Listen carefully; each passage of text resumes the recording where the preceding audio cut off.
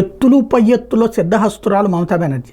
సందేశ్ ఖాళీ ప్రాంతంలో మహిళలు తమను అక్కడ ఉన్నటువంటి ఒక తృణమూల్ కాంగ్రెస్ ముస్లిం నాయకుడు ఏ విధంగా హింసించాడు, ఎలా విక్రమార్కుడు సినిమాలో విలన్లాగా తమ పట్ల ప్రవర్తించాడు అని ఉద్యమాలు చేయటం, ఆ నేపథ్యంలో ఆ మహిళల కోసం అని చెప్పి ప్రత్యేకించి మహిళా కమిషన్ జోక్యం చేసుకోవడం, సిబిఐ విచారణ ఒక పక్కన ప్లాన్ చేయడం, ఇదంతా నడిచింది.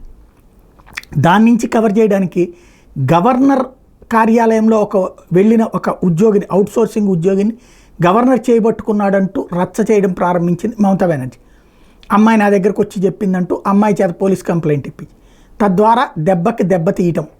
ఆ తర్వాత సందేశ్ ఖాళీకి సంబంధించిన ఎవరైతే బాధితులుగా ముందు కంప్లైంట్ చేశారో వాళ్ళల్లో ఇద్దరు తమ చేత బలవంతంగా చెప్పించారని విత్డ్రా చేసుకోవడం. ఇప్పుడు వాళ్ళ మీదన అలా కంప్లైంట్ ఇప్పించినటువంటి అంటూ బీజేపీ వాళ్ళ మీద కేసులు పెట్టడం. ఇట్లా ఓవరాల్గా సినిమా నడుపుతోంది. తాజాగా ఒక సెంటిమెంట్ని రాజేసింది. ఈ గవర్నర్ ఉన్నంత వరకు, లైంగిక వేధింపులకు పాల్పడి ఈ గవర్నర్ ఉన్నంత వరకు కూడా నేను గవర్నర్ బంగ్లాలోకి అడుగు పెట్టనని. ఖచ్చితంగా అడుగు పెట్టక్కర్లేదు, రోజు పని ఏముంటుంది గవర్నర్తో. ఎప్పుడు అడుగు పెడద్దంటే గవర్నర్ని మారిస్తే అని, అంటే ఒక సెంటిమెంట్ని, కొత్త సెంటిమెంట్ని రాజేస్తుంది.